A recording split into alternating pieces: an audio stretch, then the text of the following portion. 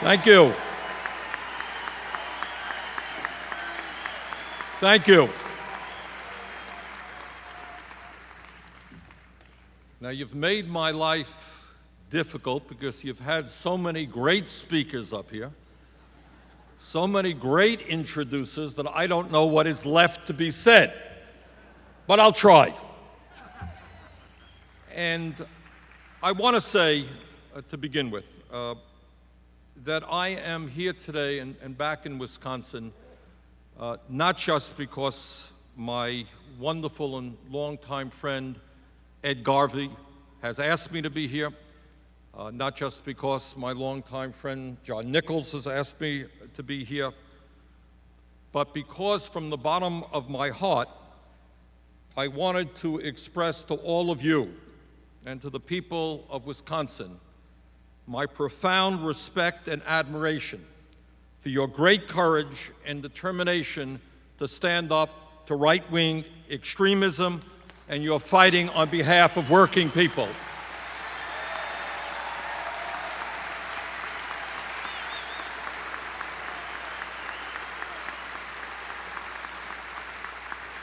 Your struggle, as I hope you understand, has not only impacted the people of Wisconsin, it has been seen and heard all over this country and, in fact, all over the world. And you've given inspiration to working people, and I thank you very much for that.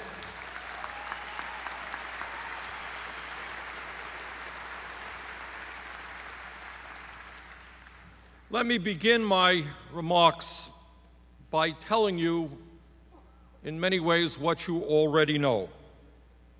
And that is that the problems facing our country today in many ways are more severe than at any time since the Great Depression. And in fact, when you look at issues like global warming, they are even more severe. In terms of economics, let us be honest and publicly acknowledge reality, something that our media very often doesn't do. And that is, as you well know, that class warfare is being waged in America and that the wrong side is winning.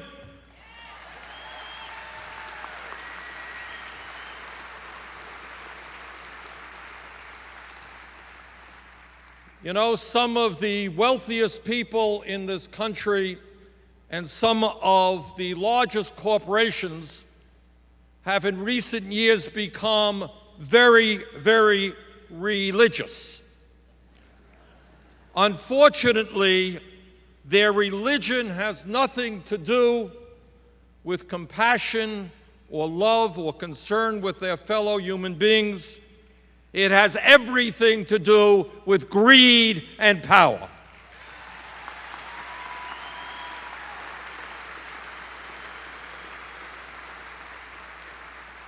They want more and more and more, and they do not care how many children they step on to get it, how many elderly people they hurt to get it.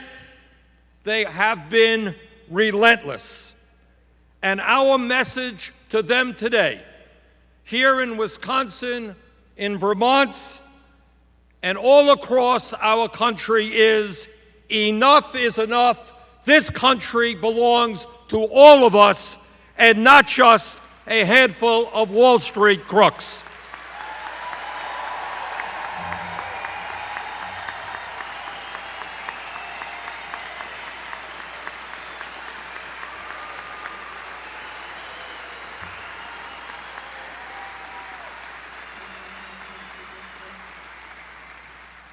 Today in America, as you know only too painfully, the middle class, the great middle class of our country, the middle class that has been the envy of the entire world, that middle class is collapsing, poverty is increasing, while the wealthiest people in this country have never had it so good. That is what is going on now, and that is what we are determined to change.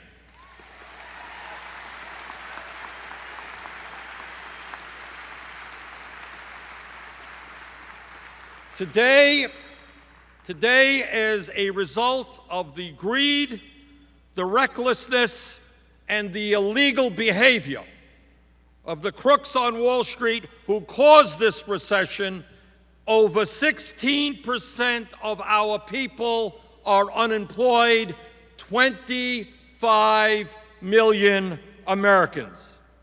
And those numbers are even higher for minorities, for young people, and for blue-collar workers. The construction industry, for example, is in the midst of a severe depression.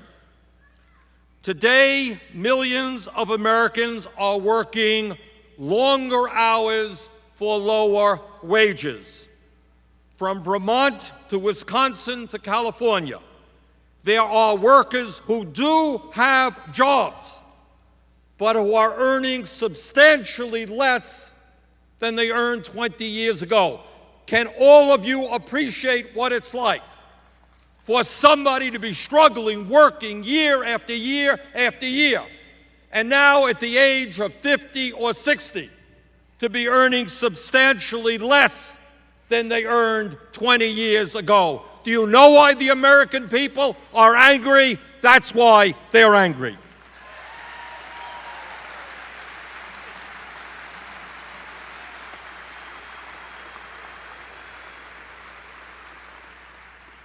There are a lot of reasons as to why the middle class is collapsing.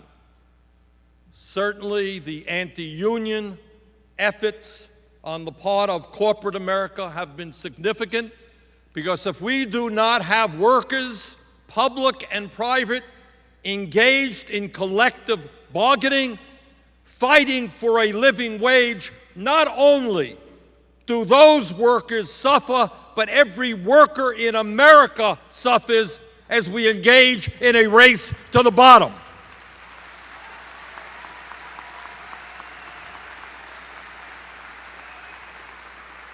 Let me give you some good news, some bad news. Good news is that after the significant layoffs in Detroit, Michigan, in the automobile industry, Chrysler and some of the other companies started to rehire. They brought back thousands of workers. That's the good news. You know what the bad news is? Those workers, new workers, young workers, are earning 50% wage of what the older workers are making. From $28 an hour to $14 an hour. The automobile industry, as you very well know in the Midwest, has been the gold standard for blue-collar employment in America. If wages are cut in the auto industry with a strong union, what are workers around the country going to be earning without a union? And the answer is starvation, wages. That's why we need to build and expand the union movement and defend public employees' rights to organize.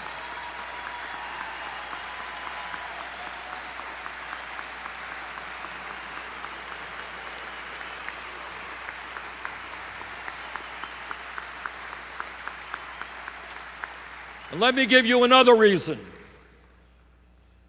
why the middle class is collapsing and poverty is increasing. Thom Hartmann mentioned this, but it's worth mentioning again because you're not going to see too much of it on NBC or CBS. And that is, if you can believe it, it's an astounding fact. In the last 10 years, over 50,000 factories in America have been shut down, and over 5 million good-paying manufacturing jobs have been lost. 50,000 factories in 10 years. My state of Vermont never has been a major manufacturing center, but it has provided over the years, as probably every other state in the country, good-paying jobs. In the last 7 or 8 years, we have lost 25% of our manufacturing jobs, and that's being seen all over America. And let's be clear, these are not just blue-collar jobs, as important as that is. These are white-collar jobs. These are engineering jobs. These are research and development jobs, people trying to develop the next level of technology. Now, the result of that, as all of you know, is that when you go shopping in a big store, a small store, it is harder and harder to buy products manufactured in the United States of America. In my view, and you don't need a PhD in economics to understand it, no economy is going to be strong if all we are doing is buying and selling products made in China.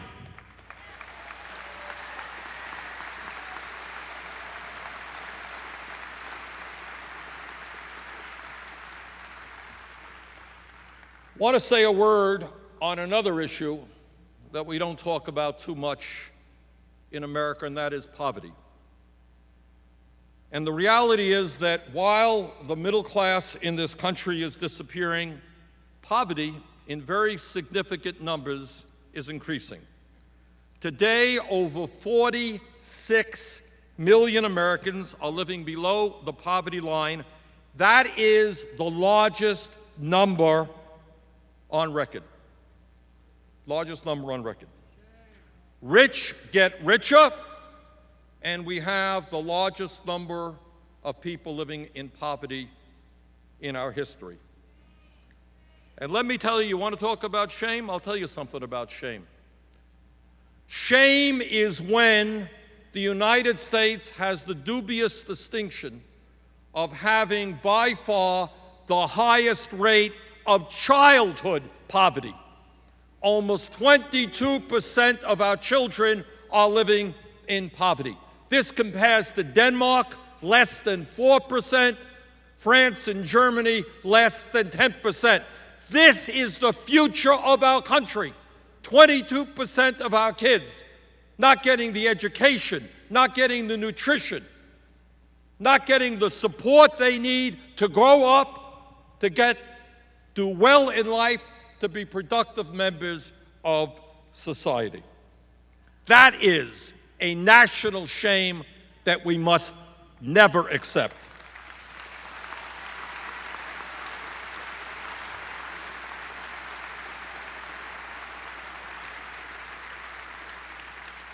Let me tell you something else about poverty. I think when people think about poverty, they say, well, poverty is really bad.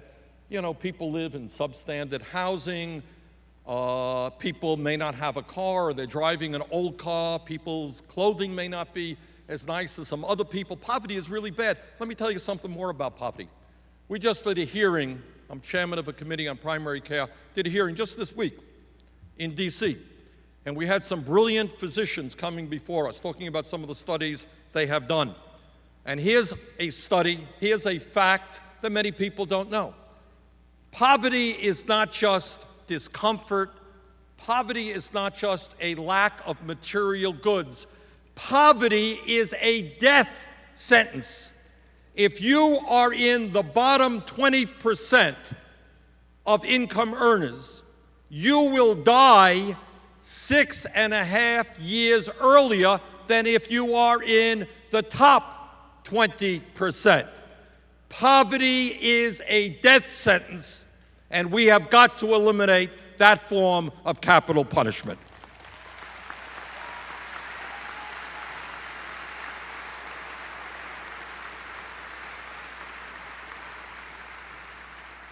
And when we talk about national disgraces, and when we talk about what's happening in America today, let us not forget for one moment that the United States is the only major country on earth that does not guarantee health care to all of its people as a right.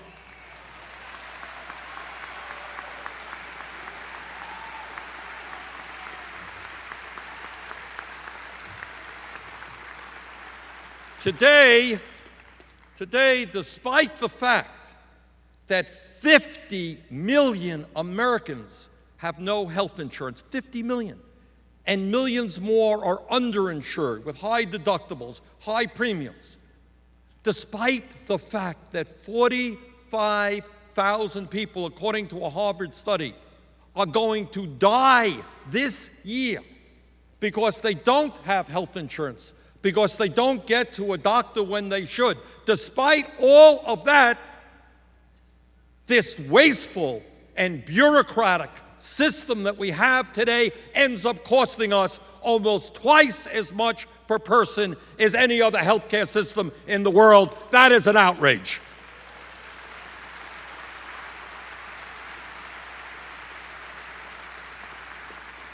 And that is why we are determined, and my hope is that Vermont will lead the nation in that direction, that the day is going to come when we are going to have a Medicare for all single-payer system guaranteeing health care to all of our people.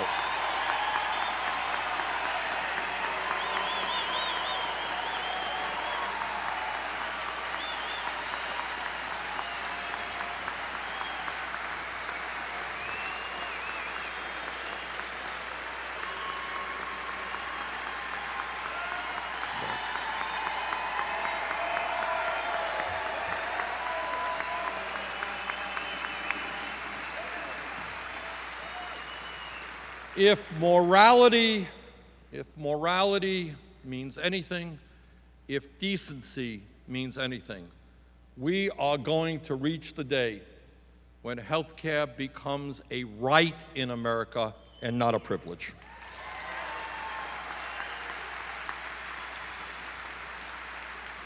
Now, I've touched on very briefly, what is happening to the middle class of this country, although I did not have to tell you that. You already knew that. That's what our lives are about. And I've talked a little bit about poverty, but I also want to take a moment to talk about another reality that is going on economically in this country, and that is, while we have the highest rate of childhood poverty, while 45,000 Americans die every year because they don't get to a doctor when they should, while we have major problems in homelessness, while 16% of our people are unemployed, there is another economic reality. And that is the wealthiest people in this country and the largest corporations in America today, in the midst of all of that pain and misery, those people are doing phenomenally well. Today in America, once again, we have the dubious distinction of having by far the most unequal distribution of income and wealth of any major country on earth, and that also has got to end.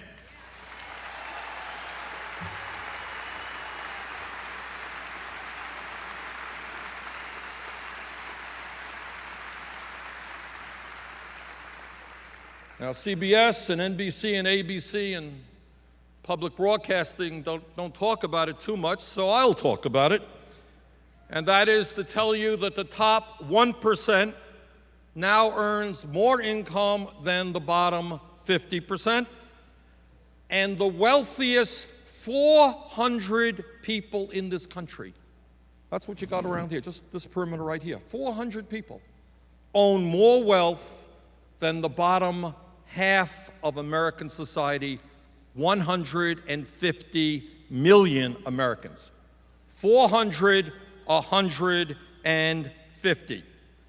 The percentage of income going to the top 1% has nearly tripled since the 1970s, and during a very recent 25-year period, 80% of all new income generated went to the top 1%.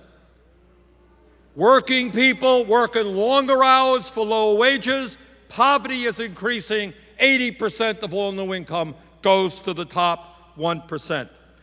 Under the Bush administration, the 400 top earners saw their incomes double while their effective federal tax rate was cut almost in half over the past 15 years. Does that sound like justice to you?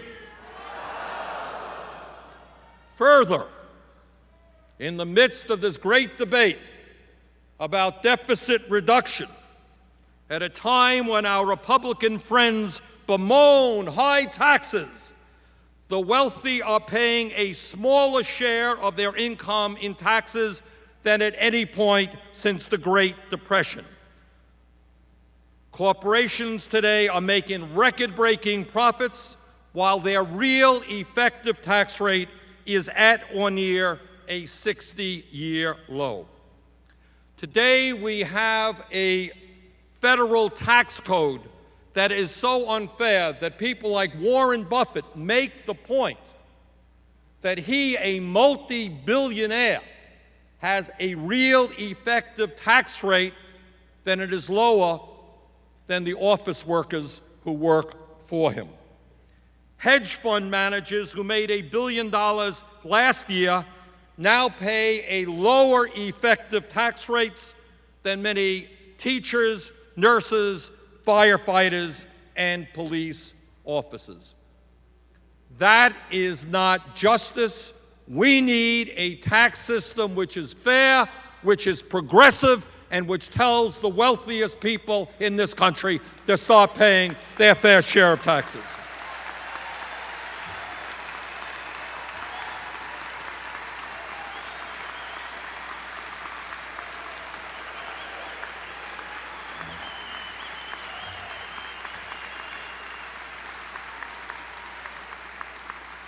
A couple of months ago, we released a study in Washington, my office did, talking about the tax situation with regard to some of the largest corporations and Wall Street firms in America.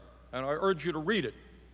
Let me just give you a few examples right now. And this has everything in the world to do, not just with decency and justice, but with the deficit reduction situation that we're facing right now. Because the choices that we are going to have to make is whether we cut programs for children, the elderly, healthcare, the environment, or whether, in fact, we ask those who are getting away with murder in the tax code to start paying their fair share. Let me just give you some examples. ExxonMobil, you remember our friends ExxonMobil, that struggling small company who treats the American people with such respect and dignity when we fill up our gas tank?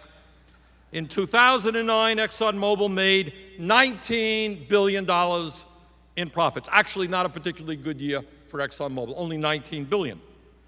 But on the other hand, not only did Exxon avoid paying any federal income taxes that year, they actually received a $156 million rebate from the IRS. That's the oil company. Now we go to our good friends on Wall Street, whose honesty, integrity, and concern for the American people is legendary. Last year, good friends at Bank of America received a $1.9 billion tax refund from the IRS, even though it made $4.4 billion in profits. Not to mention that we bailed their ass out a few years ago.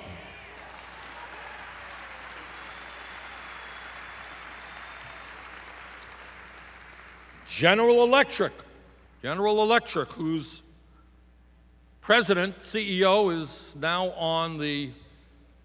is the leader, the co-chairman of the President's Council of Job Creation or whatever. General Electric, over the past 5 years, while they made $26 billion in profit in the United States, they received a $4.1 billion refund from the IRS. And the list goes on and on and on. But the bottom line is that corporate tax revenue last year was down by 27% compared to 2000, even though corporate profits are up 60% over the last decade. In 2005, 1 out of 4 large corporations paid no income taxes, no federal income taxes, even though they made over $1 trillion in revenue. So, if we are serious about dealing with deficit reduction, if we believe that we should not be cutting education, nutrition, or environmental protection, we are going to end these outrageous loopholes. And let me tell you some of the other things we're going to do. Last year, and for many years, tax breaks, we give, you'll be all delighted to know this, we give tax breaks for companies who are outsourcing American jobs to the tune of over $500 billion during a 10-year period. Maybe it's time to end that absurdity.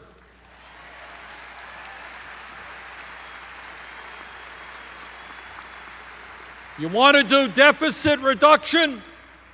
What about telling corporations and the wealthy who are stashing huge amounts of money in tax havens in the Cayman Islands and Bermuda that cost us $100 billion a year, maybe we're going to end those absurd tax loopholes.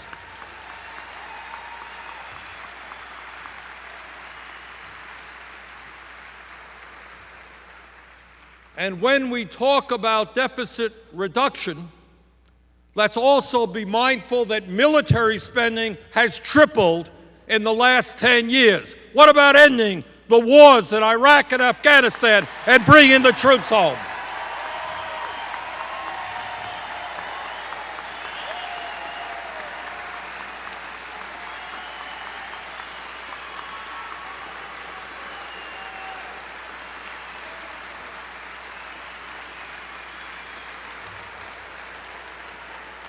My point is a simple one. It's a simple one. The deficit situation today, which is caused by the wars and tax breaks for the rich and the Wall Street bailout and the recession, is a serious problem. I do not want to leave a huge debt and deficit to my children and grandchildren.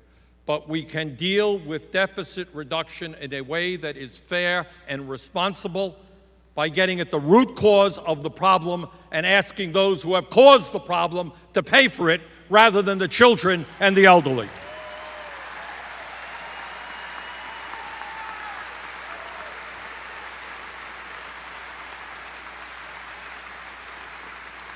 Now, deficit reduction is a very serious problem, but there is an issue that is even more important.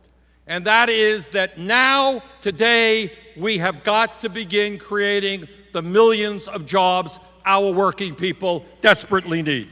And here's how we can do it. Here's how we can do it. As you have heard and as you know, our infrastructure is crumbling. It is not just roads or bridges or tunnels or culverts. It is wastewater plants. It is water systems. It is the fact that in terms of rail, we are falling behind virtually every other major country on earth.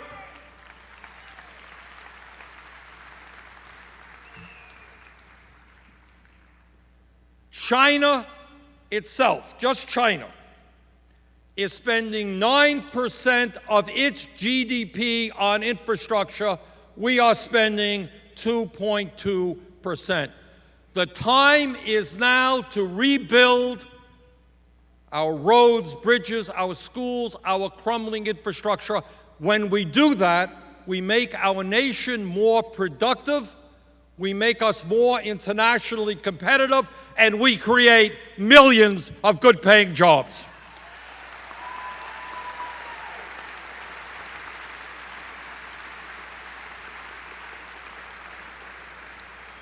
You want to create jobs? I'll tell you another way we do that. We are importing in this country every year $350 billion of oil from Saudi Arabia and other foreign countries. I was in Saudi Arabia some years ago. I met with the royal Saudi family. Let me tell you, don't worry about them. They are doing just fine. They don't need any more money from Wisconsin and Vermont.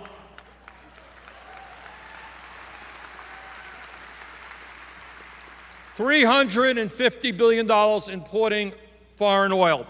What we have got to do is use that money to move toward energy efficiency, move toward sustainable energy, wind, solar, geothermal, biomass,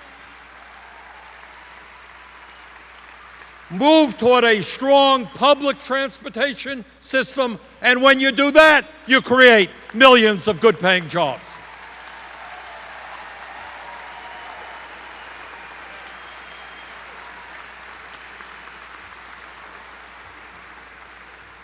Right now, in Wisconsin, in Vermont, all over this country, in the midst of a major educational crisis, where in many respects our kids are falling behind the children of other countries, where college education has become unaffordable for millions of working families, where kids are graduating $25,000, $30,000, $50,000 in debt. In the midst of all of that, if you can believe it, we are laying off hundreds of thousands of teachers and child care workers.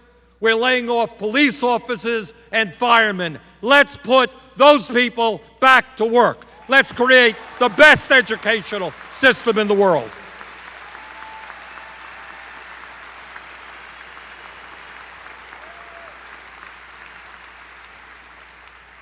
In terms of job creation, last but not least, and there are many other ideas out there.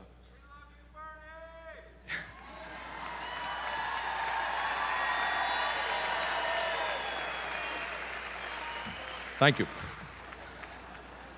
I love you too.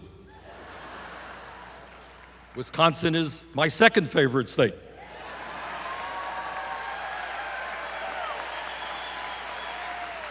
You know, we do have a lot in common. You guys have the second best cheddar cheese in America. That's...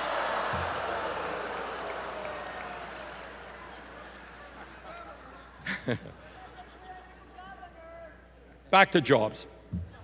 We'll put the cheddar cheese aside. That debate will wait for another day. But an issue that we have got to talk about, and I think Thom Hartmann touched on it, and I cannot tell you how tough this issue is, because all of corporate America is united on this. Virtually every editorial page in America is united on this. And that is, they want to continue these disastrous trade policies, NAFTA, CAFTA, permanent normal trade relations with China. President Obama is bringing forward some of Bush's trade policies in Colombia, Panama, and South Korea. And our message has got to be pretty clear about that. And that is, corporate America, every night you go home, you turn on the TV, and they're telling you how you got to buy all of these products. You got to buy cars, and you got to buy shirts, and you got to buy sneakers, you got to buy everything, radios, televisions. If they want us to buy their products, and they surely do because we are the most powerful market, wealthiest market in the world. If they want us to buy their products, they're going to have to start building those products here in the United States and rebuild our manufacturing sector.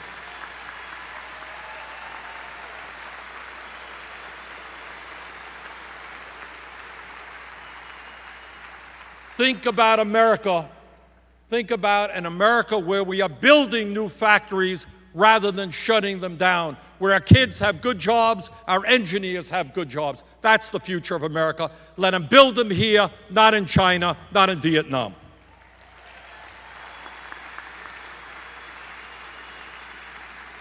Now, one other point I want to discuss, which I'll be dealing with as soon as I get back in D.C. We're dealing with it right now. And that is, you know, a lot of people are becoming frustrated and angry and disillusioned with the political process. Sometimes they look around and they don't know the difference between the Democrats and Republicans, or whether, in fact, there is a difference.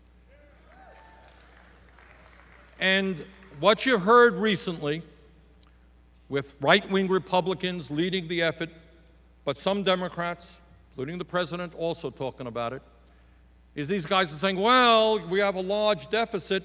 We're going to have to cut Social Security. We're going to have to cut Medicare, and we're going to have to cut Medicaid.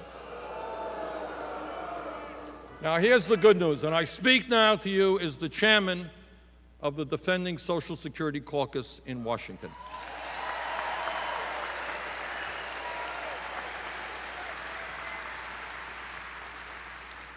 Do you know why they hate Social Security? They hate Social Security because it has succeeded in doing exactly what it was supposed to have done. It is a huge success story.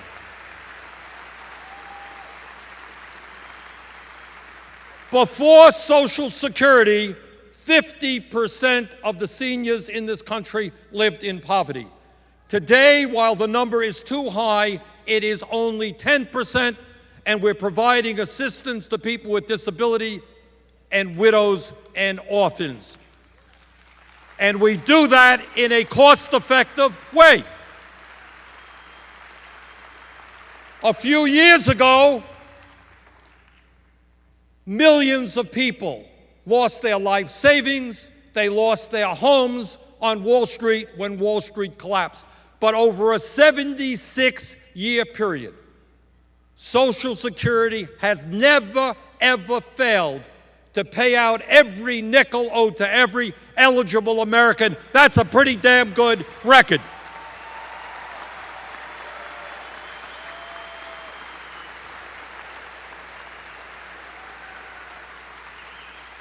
And when they tell you that Social Security is going bankrupt, that's a lie, unmitigated. Social Security, according to the Congressional Budget Office, has a $2.5 trillion surplus, can pay out every benefit owed to every eligible American for the next 27 years.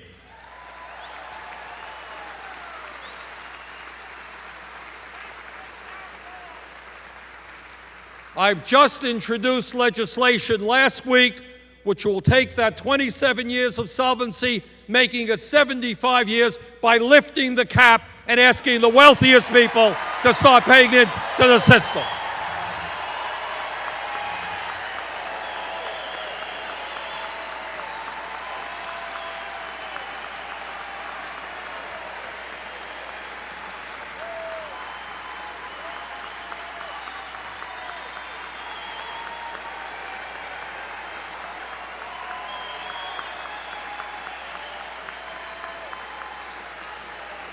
So all of the lies and disinformation that is going on Social Security has got to be exposed. All you have to do, it's not very complicated.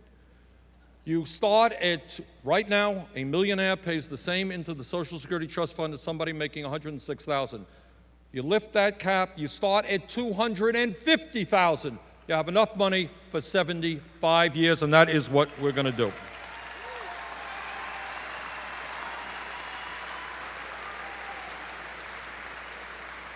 And I am happy to tell you that according to the newspapers today, and some of us have been working very hard on this, despite some rumblings in the past, the President has said that when he announces his deficit reduction package, Social Security will not be included in that.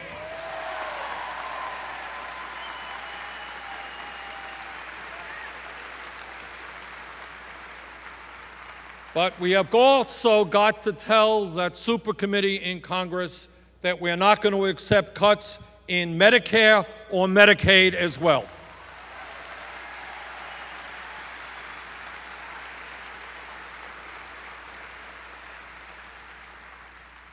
Let me just conclude by saying this. I know that in my state, in your state, and all over this country, these are incredibly difficult times. I see people in Vermont all of the times, and the stories they are telling me are heartbreaking.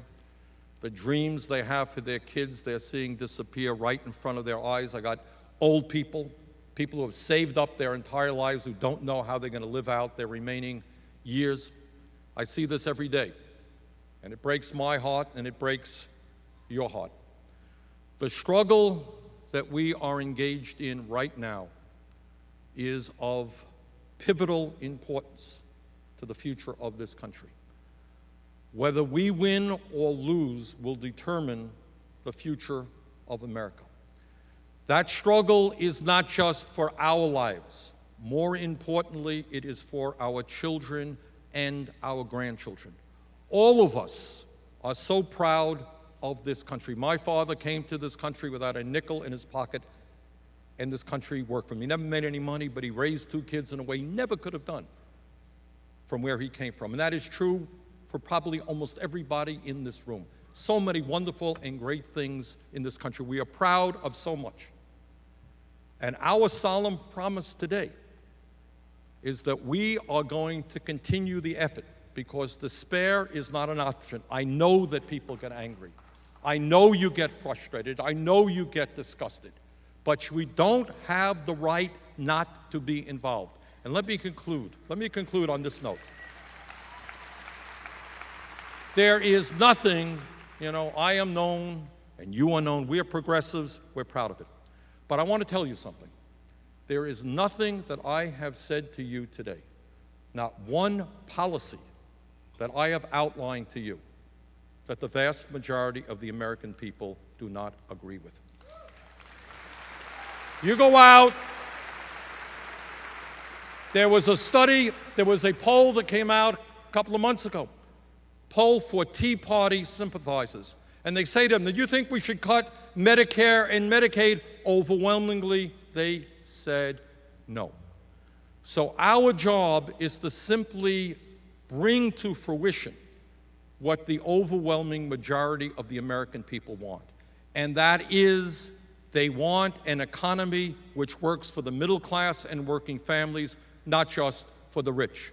They want everybody in this country to have health care as a right. They want to protect Social Security, Medicare, and Medicaid. They want to move away from these gross inequalities in income and wealth. So we have the people behind us.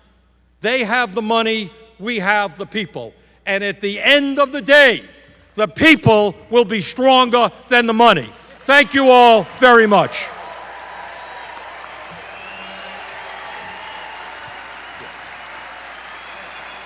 Went on too long.